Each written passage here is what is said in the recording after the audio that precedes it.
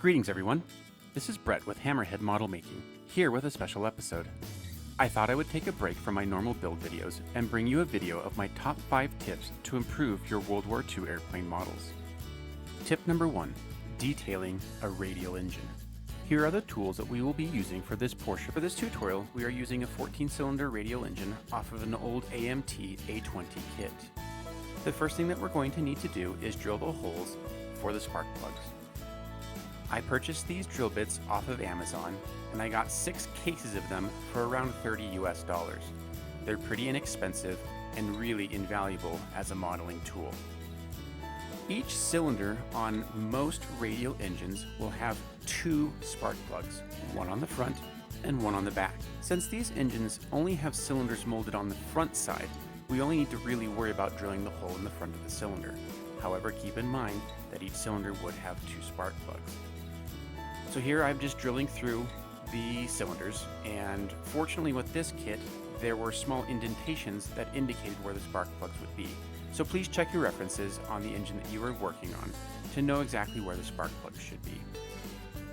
The next step that we're going to do is we're going to have to drill holes to accept all the ignition wires in the ignition ring. That's the silver ring circling the crankcase.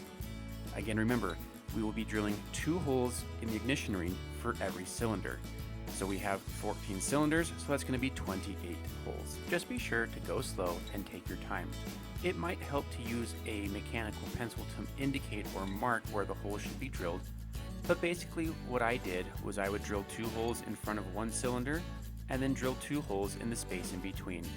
That would give me the necessary 28 holes.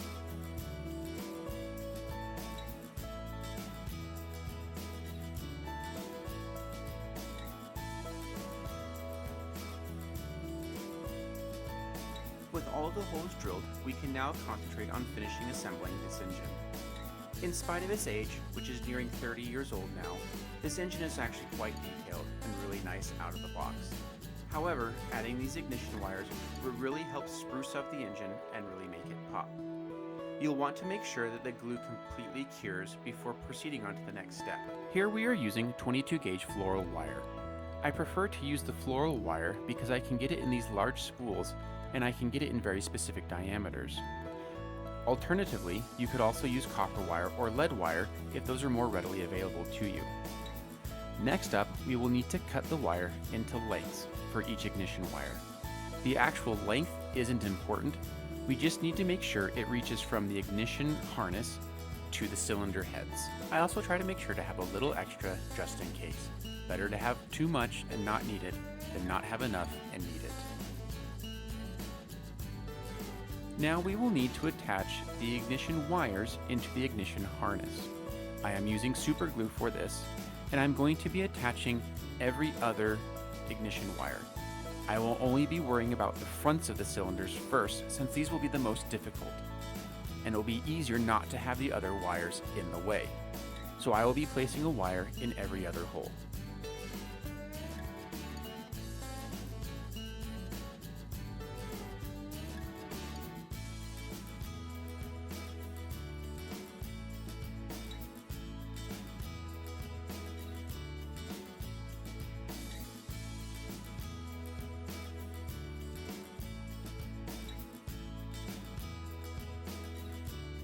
This is another instance where you will want to ensure that your glue has fully cured. Since we will be bending the wires, the force could accidentally pop them out if the glue hasn't fully cured. Take your tweezers and gently start bending the wires down. Here I'm using my clippers to clip off some excess and then moving back to the tweezers again. Essentially what I will be doing here is trying to bend the wire to get it into position to insert it into the hole where the spark plug would be. Just slowly take your time and work the wire in.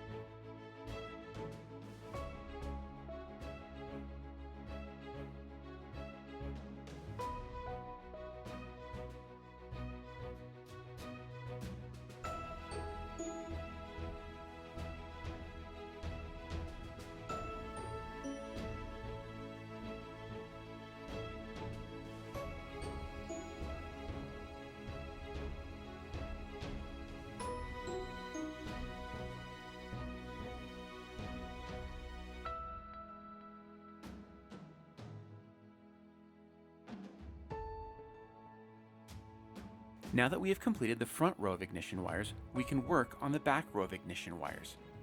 These are going to be installed in the exact same way as before.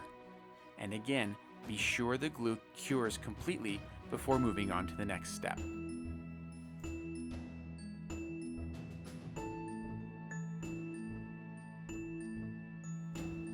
Bending these wires is going to be much easier than the other ones. As I mentioned before, this engine only has the cylinders molded on the front face. So really all we're going to do is bend these wires over and then bend them back in on themselves behind the cylinders. At this point, I'm going to trim off some of the excess wire, but still leave enough to bend back around. You could also use some super glue at this point once you've bent the wires in. However, I find that just bending the wires is enough friction to keep it in place. It won't be moving anywhere soon. However, depending on the way that the engine is installed to the airframe, you may need to think about gluing it or trimming them flush with the back end of the engine. And with that, our engine modification is done. Here you can see I've painted up an unmodified version of the engine and comparing it next to a modified version that's been painted. As you can see, simply adding the ignition wires adds a tremendous amount of detail and really improves the look of this engine.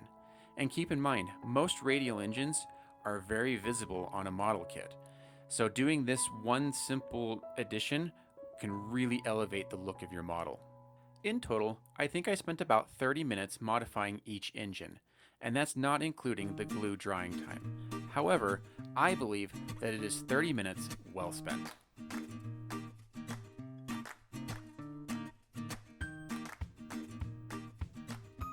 Moving on to tip number 2, adding brake cables and radio wires. Here are the tools that we will be using for this tutorial. Adding brake cables is a rather simple addition that you can make to your model. Every airplane has brakes. They have to be able to stop. And most airplanes have very prominent brake cables running from inside the wing down the strut into the tire. You'll want to make sure to check your references to be sure exactly how it works, but for the most part, they're all pretty similar. Here you can see I'm adding brake cables to my P-51 Mustang build that I completed earlier. I have already pre-bent the wire, and in this case I'm also using 22 gauge floral wire, to the correct shape and applying it with super glue. I am using my tweezers to help keep it aligned correctly and make sure it is in the correct space.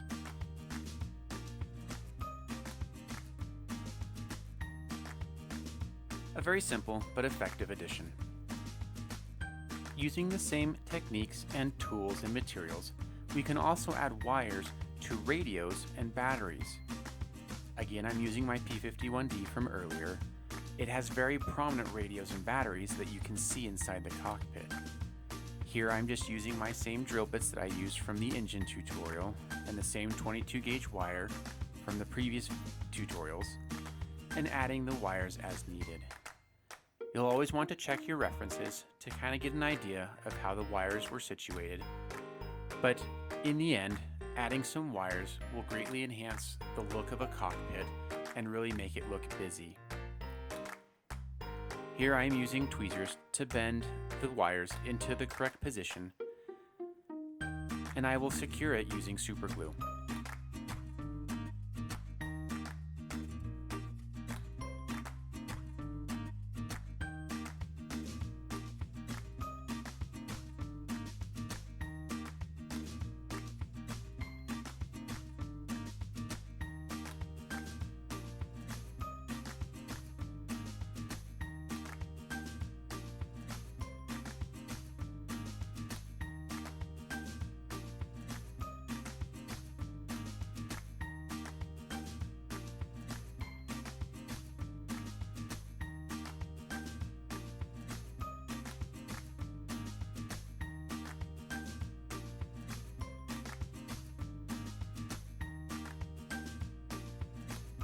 Again, this is another simple addition, but when painted up, looks really fantastic. Tip number 3, adding a figure to your model. Now, I know what some of you might be thinking or saying to yourself, Brett, I'm really not very good at painting figures, and I can totally understand that. However, hear me out. In my opinion, adding a figure really creates a sense of context for the subject that you're building. For example, my P47 here. I never realized how big a P47 was until I put a figure next to it. And then I realized it's really big. And for a lot of people who may not be familiar with airplanes or the subject that you're modeling, it really provides a sense of scale to whoever might be viewing it and really showing them these machines are big. And not only that, but people actually went inside them. It really sets the scene and the mood for the subject that you're building to add a figure in there. I like to add figures to most of my builds, or as many as I can, when I can, really to help give myself a sense of scale and show just how big or how small these machines may have been. And also to kind of put a human element into your build. The fact that these machines were piloted or driven or used by real people in real combat situations, and people really died or lived. And for me, it kind of adds a whole new level to my model building when I start putting figures in there. Now, I don't add figures to every single model I build, but I try to add them to as many as I can. And this can work from 1/72nd scale up to 1/32nd scale, or anything in between. And it's really, even if you're not very good at it, even if it's just a matter of throwing on some dry brushing and some paint, I really think it adds a huge value to your model. Tip number 4, adding seat belts. Here are the tools we will be using for this tutorial. Every airplane has seats, and these seats usually always have a seat belt of some sort. However, most model manufacturers do not include seat belts in the kit. If they do, they are often decals. And while decals might work at a smaller scale, for pretty much anything over 1/48 scale, it just doesn't cut it. You can also purchase aftermarket seat belts, but those can sometimes be expensive and sometimes are difficult to work with. So in this tutorial, I want to show you how to make your own seat belts using wire and masking tape. Here I've laid some masking tape on a very hard surface, in this case, some ceramic tile, and I am cutting strips that I will be using for the seat belts. I am also using some 32 gauge fluoro wire to do the buckles and the clasps and things like that. You will need to use some tweezers to bend some rudimentary shapes. Basically, I make a couple of triangles and some other various shapes using the wire.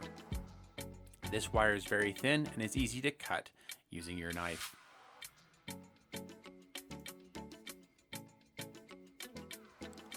Once you have all your components, you can start cutting out some lengths of tape for your seat belts. I will be using super glue to attach the masking tape to the buckles that I made. And you might be saying to yourself, but hey, tape is self-adhesive, why do you need the glue? Well, in my experience, I have found that adhesive tape eventually loses its stickiness over time. So using the super glue will ensure that it always remains intact and together. So I am making these seatbelts based off of US patterned seatbelts and harnesses. So I have done 2 lap belts and I will do 2 shoulder belts. Basically, I'm just going to use the rudimentary shapes I made earlier and start slowly attaching them as my references dictate. Here you can see I am attaching buckles to the shoulder straps. Now, normally the actual seatbelt material would be woven into the buckle. I'm not going to worry about trying to represent that at this scale. Maybe if I was doing 32nd scale, I would try that. But in 1/48 scale, it's not that critical to me. But here I continue just to add the various components and pieces and build up the actual seatbelts.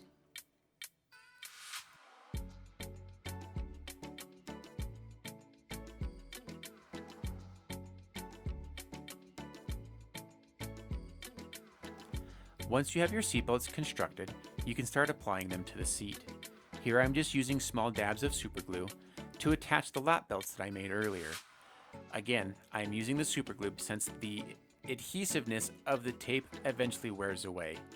First, I will glue it to the sides of the seat. Once the glue has cured, I will add bits of glue to the harnesses and I will fold them over onto the seat.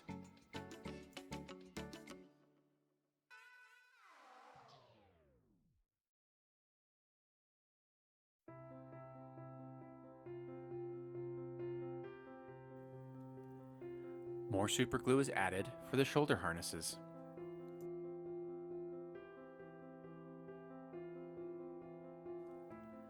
Be sure to fold the shoulder harnesses over the back of the seat and secure it with some super glue. And there we go, our seat is finished. Add a little paint in there and you have a really nice looking seat with seat belts. And finally, tip number 5, drilling out gun barrels and exhaust. Here are the tools we will need for this tutorial.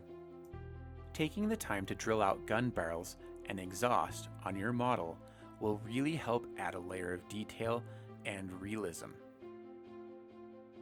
I will start off using a fresh, sharp hobby knife blade to create a pilot hole that I will then use to drill out the gun barrels.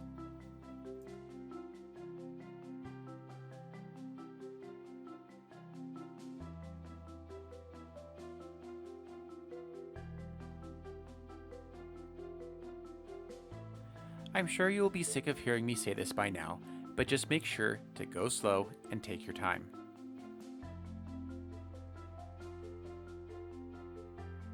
We'll use the same technique on this exhaust. I first start by creating a small pilot hole with the tip of a very sharp, fresh number 11 blade in my hobby knife. Even on something as small as these exhaust stubs, it's really not that difficult. Just be sure to be safe and not cut yourself.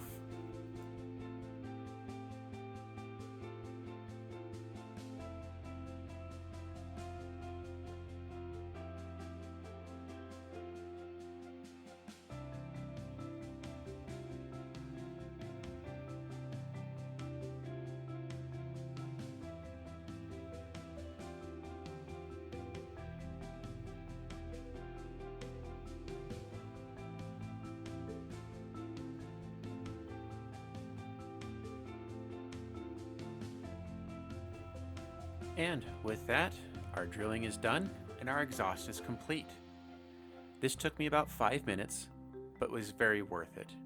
Here you can see some other examples of drilled out gun barrels. This really doesn't take much time, but adds so much detail to your model kit. And that concludes my 5 tips on how to improve your model airplane kit. I hope this video was informative and helpful, and I would love to hear any comments, suggestions, or feedbacks in the comments down below. And as always, if you're not subscribed yet, please consider subscribing and hit the like button down below. Thank you for watching, and I will see you on the next video.